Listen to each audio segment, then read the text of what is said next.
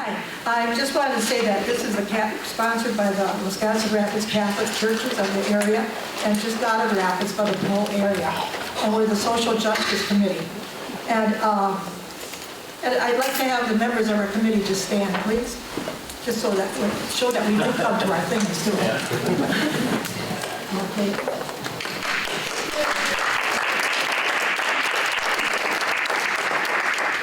In the fall, we have a lecture series, usually for 2 weeks. This time it's 2 weeks in between, and is held here always at the library. And it's kind of instructional, informational, and hopefully educational about things that we in our community should know about. But here's a little commercial. A lady gave this to me that she said is an excellent book about homeless. The author is Davis Bunn, B-U-N-N, and it's called The Sign Painter. And it's about a woman who had lost all her money, lost her job, her husband had been sick and insurance ran out, and how she was homeless and the church took her in and helped her out. So that's my part. Now I turn it over to Mary Moss. Good evening and welcome. My name is Mary Moss, and this year's topic of our series is on homelessness in Wisconsin Rapids. Our first lecture was given by Lonnie, the person on the end, 2 weeks ago about the faces of the homeless in Wisconsin Rapids. She gave us an update. And tonight, she'll give us a brief recap of that in case you missed it. And then we have a panel of people, experts that can tell us what's being done to help homelessness in Wisconsin Rapids, and what we still have as a gap, what we still need to do. So it's my honor and privilege to introduce the speakers. Down on the end is Lonnie Selji. She's the director of the Helping Hands Gospel Mission in Wisconsin Rapids, whose sole purpose is to support and assist the homeless. The next person is Tom Lehner. Tom is from Wood County Human Services, and he's a crisis interventionalist. So he's had some experience with these folks in need as well. The next person is Kurt Hoyer, the Chief of Police for the City of Wisconsin Rapids. And I'd just like you to join me in a round of applause for law enforcement in Wisconsin Rapids.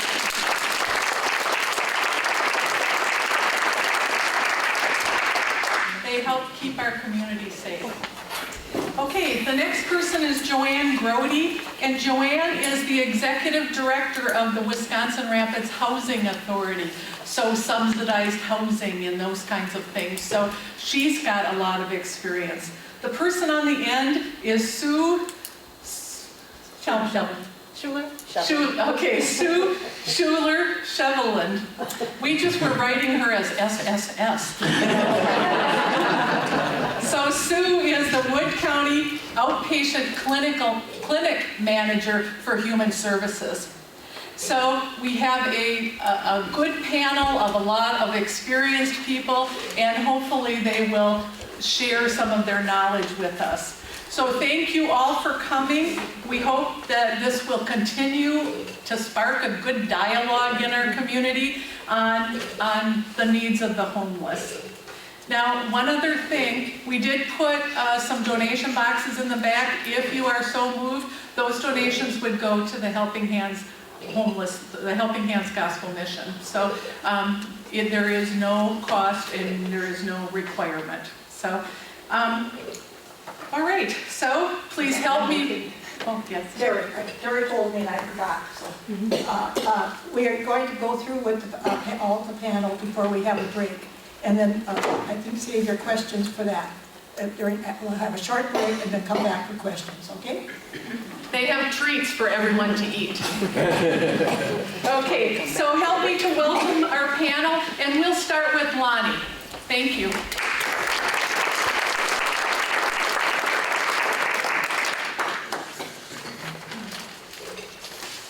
They don't know how difficult it is to sum up what I said in an hour and a half.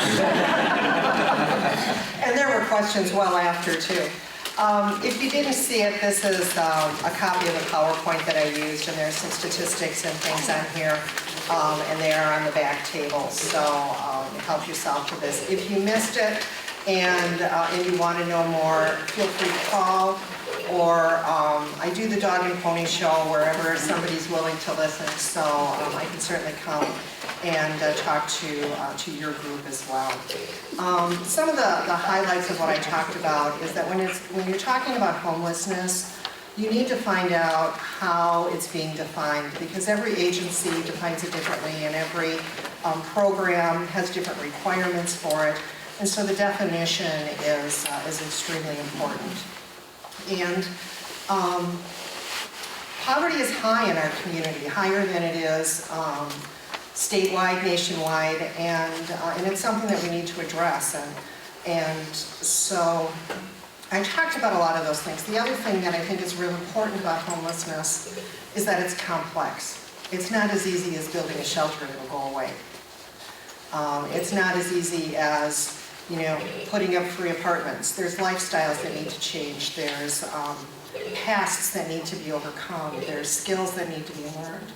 And so when we deal with homelessness, that's why it takes this panel here. And this is just a small part of the people that I work with in this community to deal with homelessness and the problems that we face, that they face. And the last thing that I want to say is that it's really, by the grace of God, that it's not one of us that's homeless. Because I've worked with people that have had a high level of education. I've worked with people that have had very high paying jobs, and they end up homeless for one reason or another. And so hopefully you'll leave your judgments outside, listen to the things that this group has to say, and take something worthwhile home.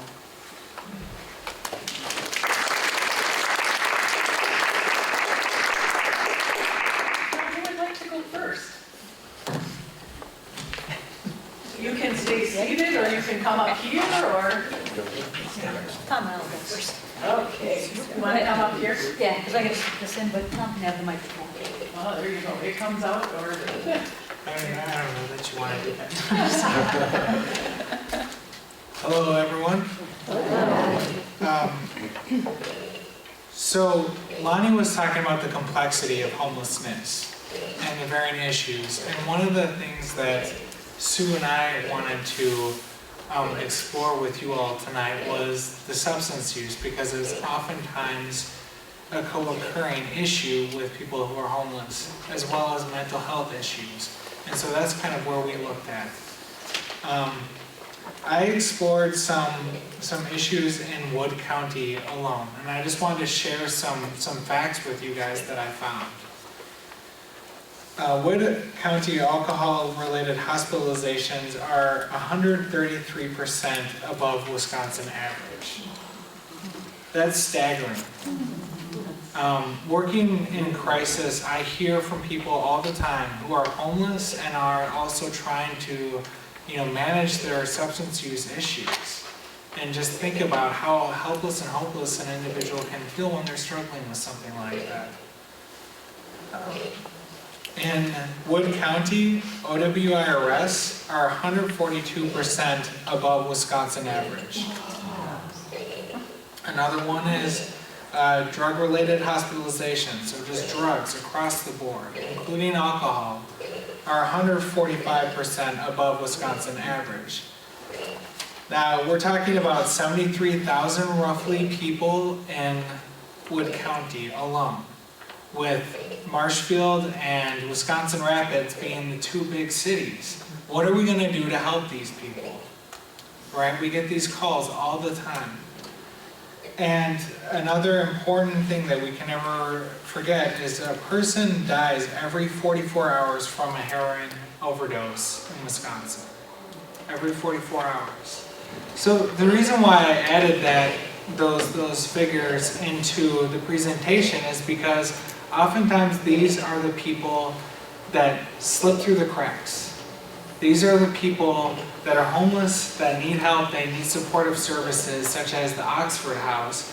And fortunately, we're going to get another one for women in December.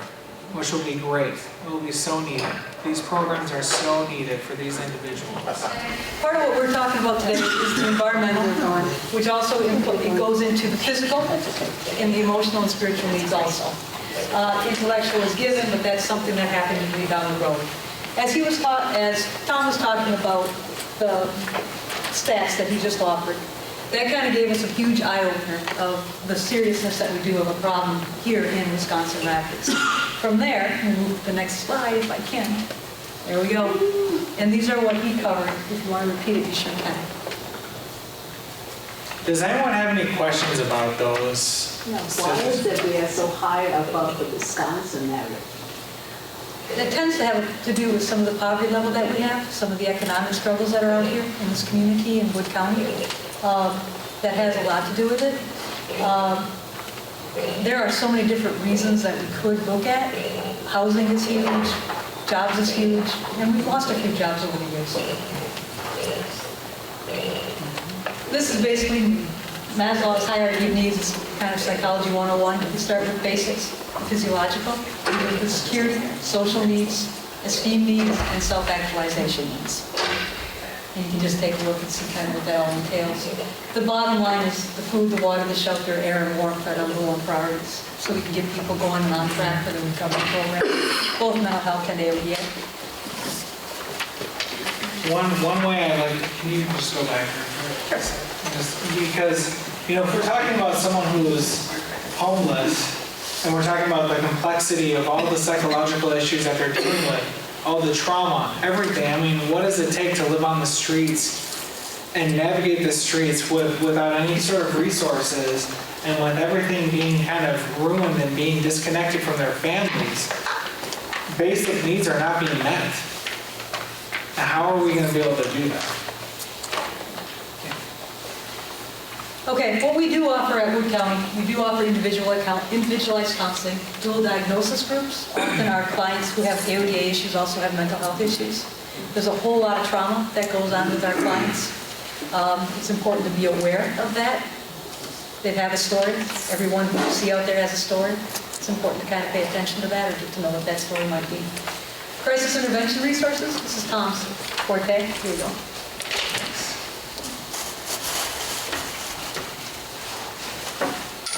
Oftentimes, we will be the people that are contacted first. Someone will either call us on the crisis line, which is if you guys want this resource, this is a great resource for anyone who needs crisis services 24 hours a day, 7 days a week. The number is 715-421-2345. An individual can remain anonymous, and oftentimes they do, because they don't want to share their life story to a complete stranger, which is completely understandable at times. But we will connect them with services like this, the day treatment program, individual counseling, family counseling. We can try and connect you with any sort of service that you need. Energy assistance. Right now, things are getting really cold outside, so we've been blessed with fairly moderate temperatures so far, but as things get colder, don't forget about us, because we can help people, connect them with services. This is further groups that we offer. Individual day treatment group, which is 4 days a week, and individuals on a day. There's also Ministry of Behavioral Health, Stevens Point offers inpatient 28-day MBA services. Thank you. I'll get used to it yet. And there's also AA and NA meetings out there in the community. NAMI is another program for our persons who struggle with mental health issues. Okay, and those are all available along with Al-Anon and Al-Teen. The Al-Teen meeting, there's only one, and that's 7 o'clock on Thursdays, and I think it's at the Methodist Church, if I'm not mistaken.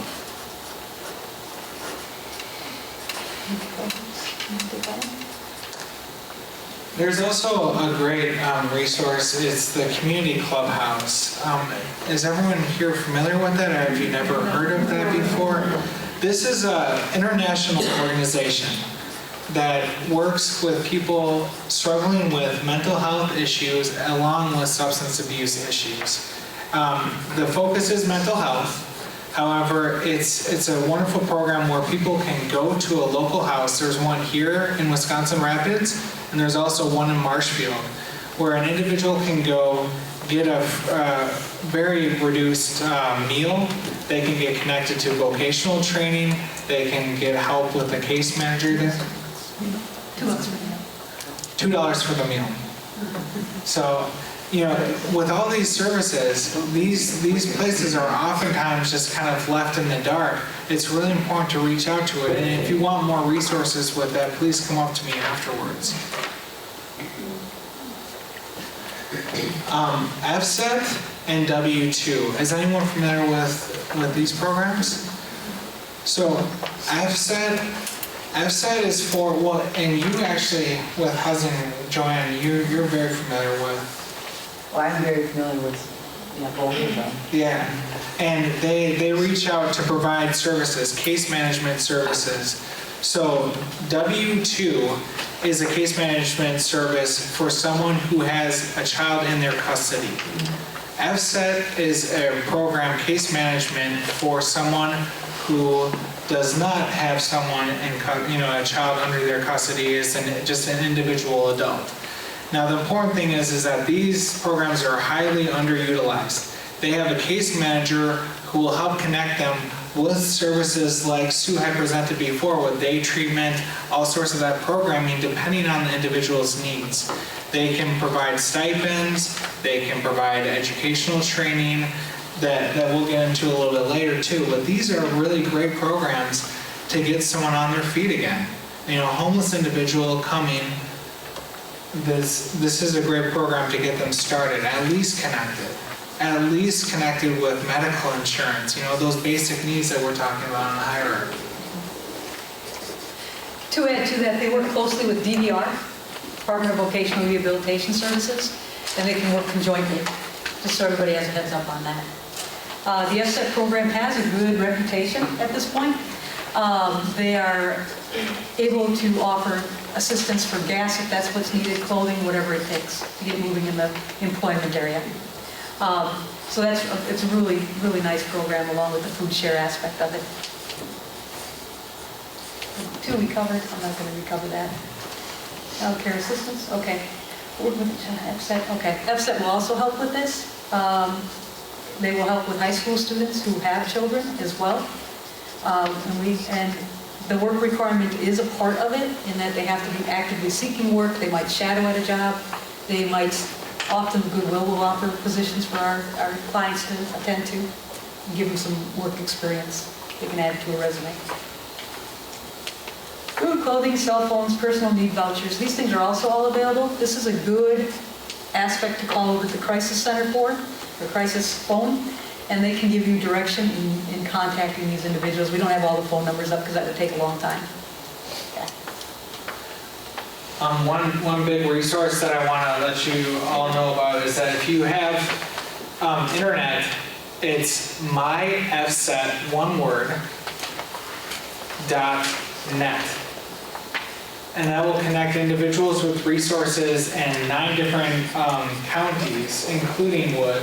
It's Marathon, Langley, Lincoln, Oneida, Portage, Adams, Forest, and Bylas. And they'll connect, it will give you contact information from each one of those counties. So it's a really good resource that I would recommend that you all just explore if you have some time. Crisis services. Family Crisis Services, as it says right there, Stevens Point, that's a 24-hour-a-day, 7-day-a-week service that they can get, that you can get.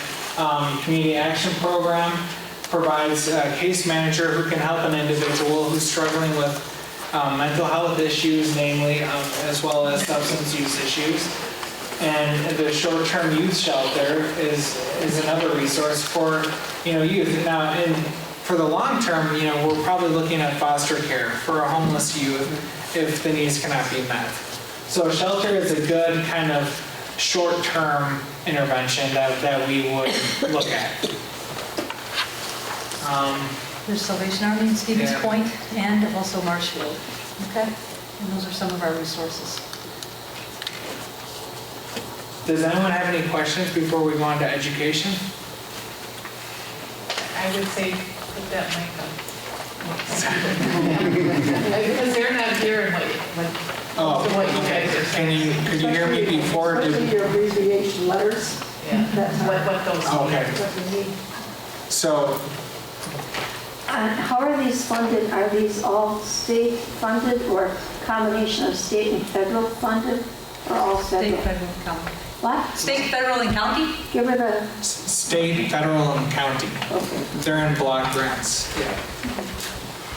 Now, here's the Wisconsin Rapids and Marshfield Technical Colleges. We had 10 minutes, we probably have Okay, so I just want to definitely let you know about this resource because this can provide education for individuals. They will give scholarships, they will give gas cards, if an individual does not have transportations, they will give cab vouchers, they can get someone connected if someone needs help with education. I've talked directly to the director of the Marshfield Center and she will reach out, she'll be able to reach out with those resources. Her name is Beth Spindler. And they can actually get an individual started with an associate's degree program as well. So I thought that that was pretty important to have that in our community. And those would be needs that we're looking into after some stabilization in the housing environment happens for the person who comes through our programs or any other program in the community. I don't think we're going to hit the post-acute withdrawal. That's more AODA, mental health. We're going to skip these next couple slides because we overkilled. Family Transitional Center, do you want our shelter? Do you want to hit that one any further? Or are you feeling good about it? No, that's okay. There's a family transitional shelter in Marshfield, and I don't know, did you touch base on that at the last? I just mentioned that it exists. Okay. It's a good resource to have. Does anyone have any questions there? Go ahead. It's my understanding that there was no state, county, or city funding as when we're talking about having a homeless shelter in Wisconsin Rapids. That's true. What was the question there then? I must have misunderstood. The question was how the resources are funded? How the resources are Yeah. funded. Well, isn't the family center in the list there that you had, are those the resources that are funded? The resources that we have listed come from a variety of different places for funding, and those are resources we have accessibility to. Okay, But that one in particular is not funded by the county. okay.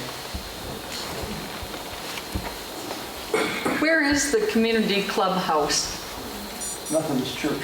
331 Garfield. What'd you say? 441. 441 Garfield? Yeah. Okay, 441 Garfield. Thank you.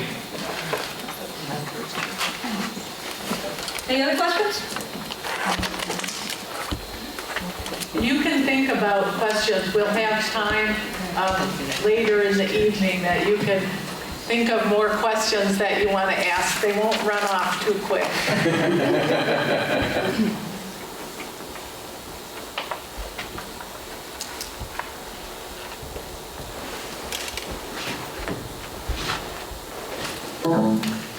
Okay, thank you very much.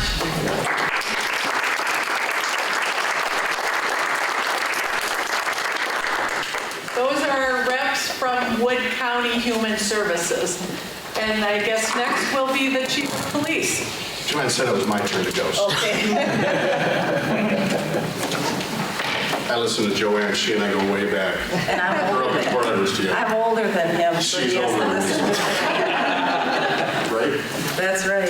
Well, again, my name is Kurt Boyer. We're Chief of Police here in Wisconsin Rapids, and I've been involved in law enforcement for over 30 years as a full-time officer and administrator in your communities. And one of the things that we've been working on for a number of years, as we go back a bit, is the homelessness situation in our community.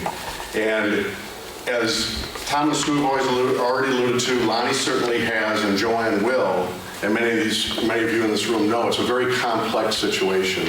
And when we look at it from a law enforcement perspective, truly with the way we work in our agency and agencies within our central Wisconsin area, when we have contact with individuals who are homeless, Oftentimes, we're attempting to determine what their needs might be if they are already receiving some type of care, if there is a safety plan in place, and those types of things, because there is a great network of resources if we can get them plugged into those resources.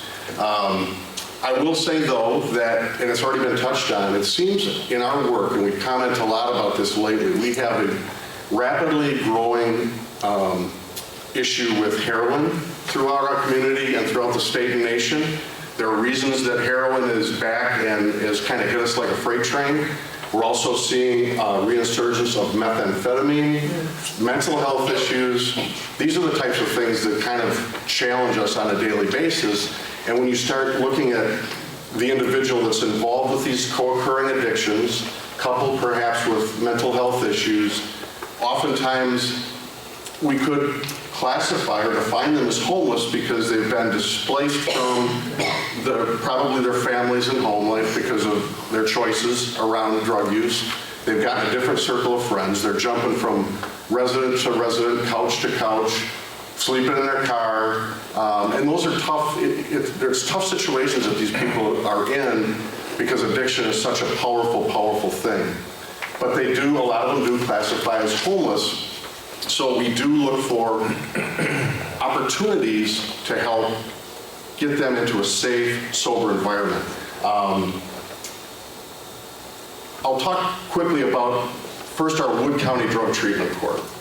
Because what we found in our Wood County Drug Treatment Court was individuals who had an addiction and made some choices based on their use. We don't take individuals into the drug court that profit from selling of drugs and trafficking of drugs. Those are profiteers. They're in a class of their own. We deal with them in a different way. But individuals that want to change their life and behavior and get clean and sober and want to take an opportunity to go into drug court, it's a great way for them to do that because it's treatment coupled with the opportunity and those supports with the opportunity to see pending charges in the district attorney's office be dismissed if they successfully complete and graduate drug treatment court. Well, one of the things we found in drug treatment court was oftentimes when you would talk with the individuals in the court, where are you living? Who are you living with? Those environments were not good. They were environments that continued to probably challenge their addiction. And so we learned of Oxford House, which is an international not-for-profit, did a little research, and we started a men's Oxford House back in 2009. And it gives men who are in recovery an opportunity to live in an environment that we try every day to keep safe, sober, and supportive. And although there are those challenges, it's been a great tool because many of these men who take that opportunity to come into the house to work on their addiction, now we're no longer homeless. They have a home. And it's literally $10 a day, $70 a week with a $70 security deposit. And as long as they abide by the rules and stay safe and sober, they've got a place to live for as long as they want to be there. And the great news with that is we now are on the verge of seeing open a women's Oxford House, Cranberry Oxford House, of which individuals in this room are highly involved. Mary, Lonnie, probably others. And that's greatly appreciated because that is, again, going to serve a population for females that may otherwise not have a safe, sober, supportive environment, that shelter that we saw in the hierarchy of needs, right? Basic needs, shelter. And that's what we're talking about. So there's going to be that opportunity. So one of the things, I guess, that I just wanted to mention, and I would just wait for questions later, is one of the other things law enforcement does along with North Central Community Action is on a biannual basis, we go out and we do what is called a point-in-time survey. And it happens in July and again in January. I don't want to say December, it's not, it's January, it's code. But with volunteers from throughout our community, law enforcement along with individuals from North Central Community Action, Paul Leber from Christian Life Fellowship, we go out in teams in our community, greater community, and see if we can identify and see if there are homeless out there and what their needs might be so we can make that count. And North Central needs to do that in order to get funding to help individuals in need. So it's a positive, proactive thing that's done, and it's kind of a community effort. So that's done twice a year.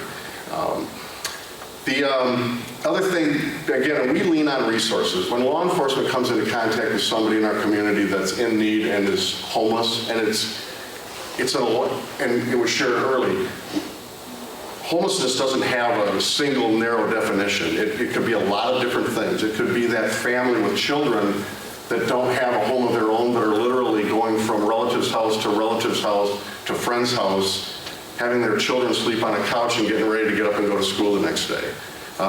We have a high percentage of that and a shocking percentage of that type of homelessness.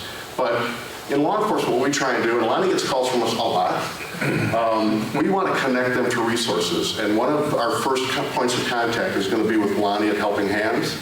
And then Lonnie is part of a network of resource providers throughout our community, whether it's Encourage Foundation, Health and Human Services, the faith community. We have volunteers, law enforcement. So MOUs are signed so we know where these individuals can be plugged into for resources, and they can communicate with one another on how they can help individuals in this type of need. So that's a quick little snapshot from the law enforcement perspective. And if there are any immediate questions, otherwise I think we're going to hold, and I'll just turn it over to my buddy Joanne.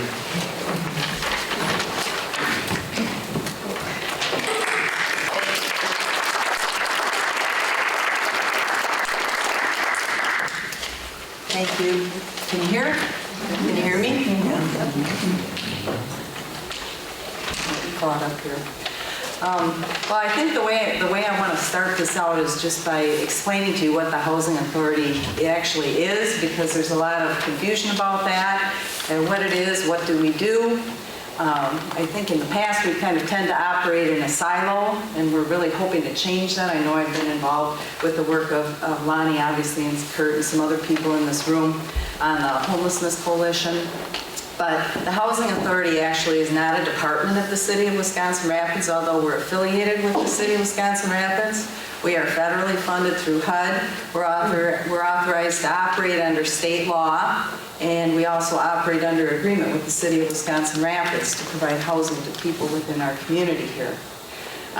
We have 195 units of public housing, and we have 243 authorized units for Section 8. What public housing is we own the properties, and some of you may be familiar with the buildings. We have Huntington House Apartments, 10th Avenue Apartments, Parkview Apartments, and we also have, what some of you probably don't realize, is we have 37 houses between 2 and 5 bedrooms that are scattered throughout the city limits here. That's public housing. People who are, and those are for families. The apartments are 1 bedroom, so obviously that's there for 1 or 2 people, typically seniors. Living in those units. So we have, the tenants who are involved with that. They pay 30% of their adjusted gross income as rent. Their utilities are included in the apartments, and some of their utilities are included in the houses. The Section 8 program, you've probably heard of that. Unfortunately, that waiting list for the Section 8 program has been closed. It'll be coming up on 3 years at the end of the year that's been closed. At the time we closed that, on December 31st of 2012, there were about 850 families waiting for help with the Section 8 program. What the Section 8 program entails is we don't own those properties. What happens is we provide vouchers to people who are eligible and qualified for that program. And when they access a voucher, they go out and find a landlord that's willing to participate in the program. They again pay 30% of their adjusted gross income, and then we pay the balance of that rent to the landlord up to the payment standards that we've identified. So it's obviously a very popular program, and we feel really bad that we haven't been able to service anybody in that program for almost 3 years. Good news though, hopefully, that waiting list should be opening up probably the beginning of 2016 at some point, so hopefully we'll be able to provide a greater level of service again soon. So those are the programs that we provide. We certainly have an interest in helping people from becoming homeless, making sure that people have a roof over their head. We do have some people coming into our Housing Authority properties that are homeless, and as Kurt pointed out, they've been couch surfing, a lot of them living with family, living with friends, and when we can provide that opportunity, it's a great thing. So we provided it for friends, we provided it for families. But one of the biggest sticking points that we have, though, is, and this has been alluded to by previous presenters here, our economy isn't exactly extremely robust in this area. There is a lot of poverty. There are a lot of other issues that are going on. And obviously, we can only, help so many people here. Some of the other problems are that we have a huge waiting list. Some of these waiting lists run 2 to 3 years in the public housing programs for certain properties that we have, especially our 2 and 3 bedroom houses and some of our senior apartments. So people waiting a long time, when they need housing, they typically need it rapidly. And the problem that we have is that we usually can't provide too much help to them. Now, once in a while, we'll get really lucky and people on the waiting list will turn down and turn down and turn down, and we'll be able to get somebody in there on a more rapid basis, but that typically doesn't happen. Usually the best chance of that happening is if you have a larger family, because we have 10 4-bedroom homes and 2 5-bedroom homes. And if you have a larger family, which not too many families around here nowadays have those large families with those numbers of children, we do have the ability to pretty much get you in there within 2-3 months sometimes, depending. But that's still 2 or 3 months can be a long time. A long time if you don't have a roof over your head and food in your mouth and heat. So it becomes a problem. And I know Kurt was talking about this too, and it's becoming a really huge issue for us, but people who have criminal convictions, obviously if you have apartment buildings with 60-some units in them, especially seniors, it's not really a good thing to have people with criminal histories in there, especially violent type of criminal histories, living amongst our other tenants. And so that's one factor that kind of precludes many people. Some other issues that surface are evictions. And this is a growing problem in our community. People who have evictions, people who have money judgments against them through the court. Landlords don't want to touch those people usually within a 10-foot pole. And so the Section 8 program, even if they have a voucher, doesn't become a very good option for them. And from our standpoint, it's very difficult for us to rent to them too. We have to make sure that we keep our operations running with decreasing federal funding, and HUD has kind of pushed that issue. So that makes it more difficult. Certain other things that impact, as Kurt was talking about, the meth problem. If you are involved with dealing and distribution of methamphetamines, you are forbidden to live in our properties. It's not allowed under federal law, and so you can't do that. Another issue is if you're a lifetime registered sex offender, you're also forbidden to live in our properties. So we can't help you with that either. So we do have a lot of gaps, as Lonnie was talking about previously. How are we able to serve people? We want to do it, we want to do it rapidly, but it's difficult within the confines of what we're trying to do. I know I've participated in the last Homelessness Coalition meeting where we were talking about a program that UW Extension has called Rent Smart. And one of the battles that we have in getting people to take this financial literacy type course so that would assist them in getting housing with landlords and or agencies like us is that we have a very hard time getting people to actually take the course, pass it, and move forward with their lives. And we wish there was a way to change that, and certainly we're open to any suggestions anybody has on that topic, because we'd certainly like to get those programs up and running on a much more sound basis. So I think that was probably all I was gonna talk about here. So. We'll take questions, I guess, after the break, Mary, or, okay.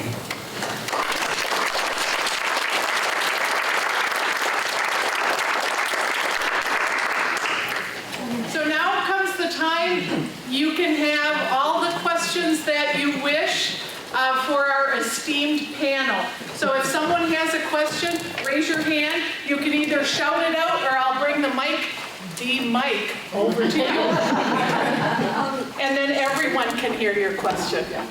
I believe that the second gentleman here next to Lonnie, when you were giving those percentages, and it was 145% above the Wisconsin average, did you say that is like 43,000 people in Wood County? No. No, thank goodness. Yeah, it's 73,000 people in the county. So the number that, can you hear me okay? No. Can you hear me okay now? So the actual number for alcohol-related hospitalizations, for instance, was 1,136 versus 856 for the state. The average in the state. You see, so Still up. it's still way up. Way up for Wood Way County. up. In what time frame? In 1 year. This 1 year, and this was gathered 2012. And so if those were in 2012, you can't imagine that that's any better now, can you? I can't. But is Wood County so poor compared to other counties, or what? I think that there's the complexity factor that Lonnie was talking about, and now getting people to detox, even to alcohol detox, is a huge challenge. Can I address that? One of the things that I've noticed is that I'm starting to work with people who are second generation addicts.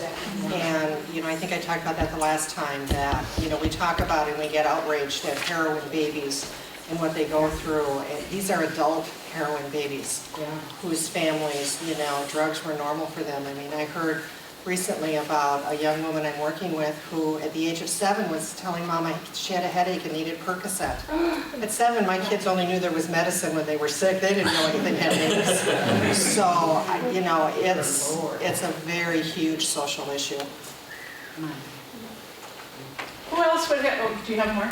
Sorry, Tom. No, I was just going to say that in itself, just the genetic component of addiction puts someone at an increased, highly increased likelihood of addiction, and compounded with mental health issues. So it's just, they're a culmination of factors. With that woman or that child that you just spoke of, why was that a child allowed to stay with an addict? Why don't our laws take that child away and give it a good home? Aren't we better off that way? Well, I'm with you, but that isn't up to us to decide. They don't, put us in charge of that. And, you're talking about services that are overtaxed as far as manpower goes, and undertaxed, financially. And so the caseload is so huge. And then it's our fault as citizens because we don't report it. All the time I watch people that, they live next to somebody or somebody's in their family and they're doing these kinds of things and nobody wants to get involved. So, again, it's not a simple answer. I can run it back here. I do want to just stress the crisis line number that I provided to you earlier. You can do that anonymously, like Lonnie's talking, and to do outreach. This can save lives potentially. Okay. I think we've heard lots and lots of wonderful resources in the community, but I think the bigger issue is what's missing? What are the pieces? Like certainly we hear more money for Section 8 and subsidized housing, but if we have all of these programs, then why do we still have a problem? I guess that's the fundamental question. Is it that people aren't using the programs? Are the programs not funded enough? Are we not figuring out ways to get outreach so that we're matching people with the services that are out there? I think that's the next thing is, if with all these services, why do we still have problems? So the resources we have are probably not well known by everybody. As a group now, you know some of them, you remember maybe half of them, but you also have a phone number you can call. Expanding that further, often the people that I tend to work with are very much flopping from house to house to house to house, so the inconsistency is there, and you can't find where they're at. They may or may not have phone access. There's a variety of things that way. Some of our people don't even have access to phones. Back to what you said, Lonnie, about intervening with those around us, that's the only way anything like that would be determined or found out. And then there's a process that happens after that, which is a longer process, the 18-month process, typically are better. Other resources, also, part of it is, with individuals who do have a felony, their housing options are much more limited. Many of our AODA, not most of them, but many of our AODA people will have some criminal history, maybe a misdemeanor, but it might be more serious to a felony or a felony pending. And if I'm not mistaken, felony pending is not okay either. Yeah, okay. So those are some of the challenges that we have. And resources for if you have Oxford House, the Oxford houses are great options, great resources. If you can expand, I know the one up in, there's some Oxford houses that also allow for children at them. I'm not sure what word we're standing on that. Nope, okay. Okay, so that can be also an extension of that. So there's a lot of resources that we still could use in this community. And also getting the information out. Yeah, educating people, absolutely. Couldn't the newspaper, some newspapers in other cities have a whole help page of different support groups, but couldn't we have all these agencies listed with phone numbers? And, the paper could do that for community service, one would think. That is a good question. And actually, there is a publication through United Way that's like a trifold that has those resources. So You're talking Help for the Hard Times? 211 Help for the Hard Times, that's true. Accessibility to the newspaper, that's something to pursue. And the ADRC resource guide. He's got a question back there. Okay, this question is for Joanne, and the question is, in your facility, you're basically full all the time. Yeah, I know you've got a waiting list. And the question that I really have is, isn't it possible to position two people that are good friends in one room, give them single beds so they can still live together, and bring in a whole influx of people that are in the waiting list? Or doesn't HUD allow it, or what? Well, in reference to what this last gentleman was just talking about, he was talking about occupancy standards, and so we have occupancy standards that are defined under the law. Why you don't have 6 people in one bedroom anymore. Yeah. And the law is it's no more than 2 persons per one bedroom. So right. We actually, believe it or not, have a situation in Parkview Apartments right now where we did have 2 people who were living as friends in that unit, and as long as they're both identified on the lease, that's okay. Mm-hmm. After a while, it got too crowded, and they both decided it was too crowded, so the other made application and is now going to be moving into another unit in the building. So we can't just push and shove people around on the waiting list. As long as people apply and go through the procedure, yes, we have no problem with that. In fact, we did have a lady living in one of our 2-bedroom duplexes, and she lived there a long time. And when you get to the point where all your kids move away, and you're the only one there, again, due to those same occupancy standards, you can't continue to stay there. And so she was put into that situation where she either had to get some people to live with her or to leave. And so she was able to do exactly what you said, Len. So I know it's on a very small scale, but it does happen occasionally. But I mean, food for thought would be to offer it so the people know they could go together. I mean, they could then apply to move together, if they so choose. They know. We do have couples in our... Well, I know there's couples, I realize that, but I'm talking about 2 guys or 2 gals living together or whatever. That's acceptable, and that's fine, and if they want to do that, they're more than welcome to. That's great. Okay, I think we have time for one more question. I just wanted to comment on, I was at the last meeting when Lonnie spoke, and this gentleman was very interesting, but as Lonnie pointed out, the resources are there to help people who want to be helped. And there aren't enough people to weed through and see who's trying to take advantage of the system and who really wants help. And, you know, it would be great if we could give them all a lie detector test, but it isn't that simple. So we need all of these knowledgeable people to weed through that. I know you said just one more. We can make an exception. I just wondered, Lonnie, could you give that address for that Oxford House, the 10-minute clip on from 60 Minutes that you had sent to us? Is that something you have available? That, I mean, I thought it was just so informative, and if others maybe would find out more too. You know, if you write down your email address and well, I have it, but I thought if she could give it to others. for anyone, if you write down your email address, we'll forward a link to you. You click on the link, and it tells you all about the philosophy of the Oxford House. Okay, great. It was I highlighted. can tell them how to find it, Mary. Oh, okay. There's actually two ways. Instead of the link, just. Well, there's two ways that you can find it. First of all, you can just Google YouTube Oxford House, and it'll show up as a 60 Minutes story.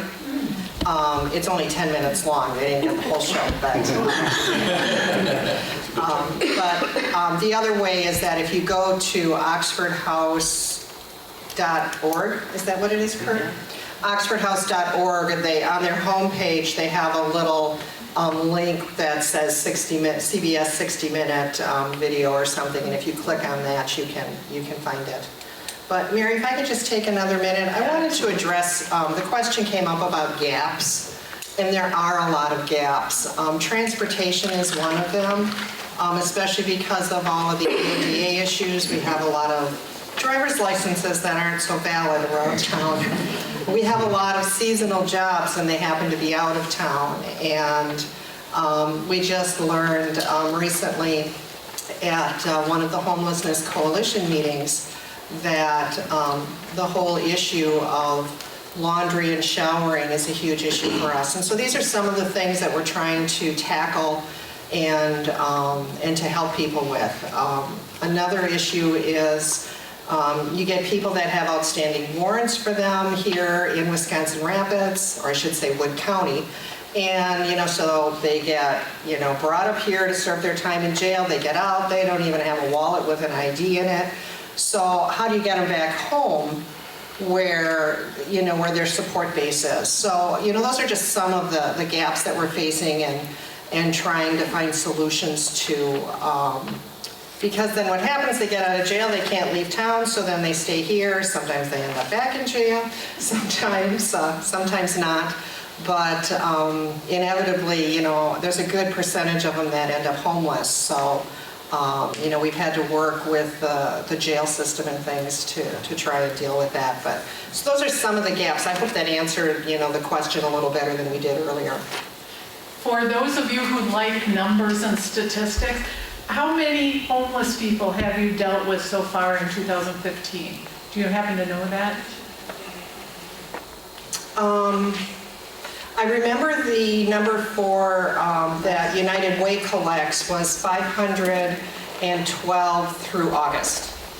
And that was not just our office, but all the agencies, the Family Center and things like that. So it's large. And So as you leave tonight, keep that in mind. 512 people in this community are having housing issues. Can I just ask a question? This is a personal question. I admire all of you greatly. It's an incredible job that you've taken. How do you not get jaded? How do you not? How do you not get jaded? Yeah, just from, the same, like you said, generational, the same thing, and, even as a volunteer, I've, volunteered with homeless people and so on, and it's tough not to get personally involved, of course, but also to not think, you know. For me, I would say, I'm blessed with an optimistic attitude, sometimes too optimistic. I'm one of those beat a dead horse kind of people. But I think that helps me. And then, the success stories are enough to keep me going, because the success stories are just wonderful. And I'll just pass this down the line and let everybody share what keeps them going. Didn't mean to hit you in the nose. No, I think Lonnie said it too, is, the success stories. When you're helping someone in crisis, someone who's homeless, someone who doesn't feel like they have anything, and helping them through and assisting them to get their life back on track, I mean, there's nothing that can be said for that. You're helping this community, strengthen this community. That's what it's about. That's what it's about for me. That's why I like this. For the same reasons that have been shared, and I'm a very optimistic individual as well, and I've been blessed to grow up in this community. I grew up in Port Edwards and was able to stay here, and a lot of our investigations involve children, and I'm all in it for the kids. Great. And I agree with everything everybody else has said here before. One of the things I didn't mention is we're going to be embarking on a program at the Housing Authority, a homeownership program.